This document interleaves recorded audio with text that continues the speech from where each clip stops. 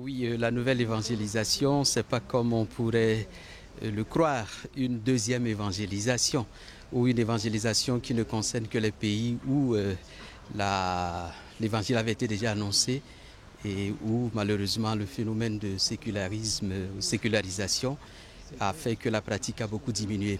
C'est donc une évangélisation qui concerne, j'allais dire, l'Église tout entière, même dans les pays de mission.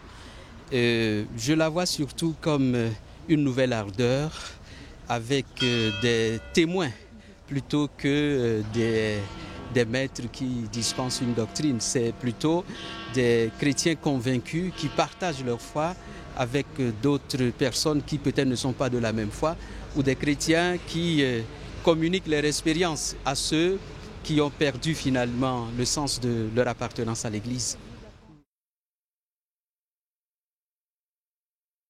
Nos pays, en particulier le Togo, est confronté à des phénomènes comme celui des sectes.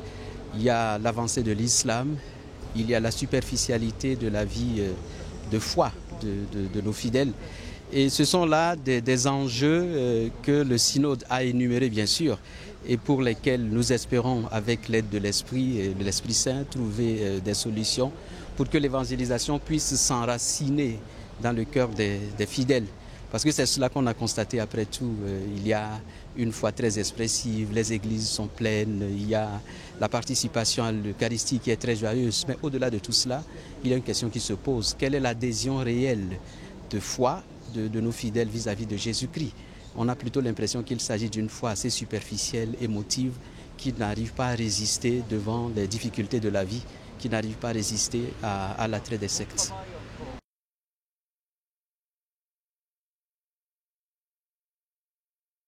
C'est une évidence, c'est une évidence. Il suffit de regarder le premier évangélisateur, Jésus-Christ lui-même. Il s'est fait proche de ceux à qui il annonçait l'évangile. Si l'on ne se met pas dans les mêmes conditions que celui à qui on porte l'évangile, peut-être que cela ne peut pas être assez convaincant. Il faut d'abord vivre ce que l'on annonce.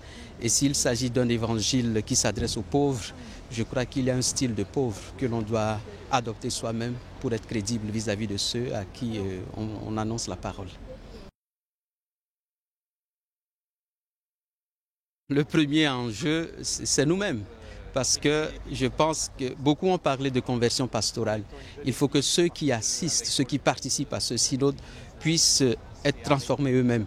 Qu'au niveau de la manière dont nous concevons l'évangélisation, il faut qu'on sente qu'il y a quelque chose de nouveau qui s'est produit en nous-mêmes.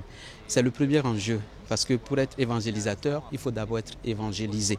Ensuite, il y a le fait que nous devons essayer de transmettre. Donc la première tâche à laquelle nous allons nous atteler, c'est la restitution auprès de nos fidèles. Non seulement les fidèles, mais auprès du clergé lui-même, pour que toute l'église locale de notre diocèse ou de nos diocèses puisse également partager cette expérience que nous vivons ici. Et à partir de là, nous allons élaborer des stratégies, bon, appelons-les comme cela, faute de mieux. On va élaborer une pastorale qui puisse prendre en compte tout ce que nous aurons partagé ici au cours du synode comme réflexions qui sont suggérées par l'Esprit.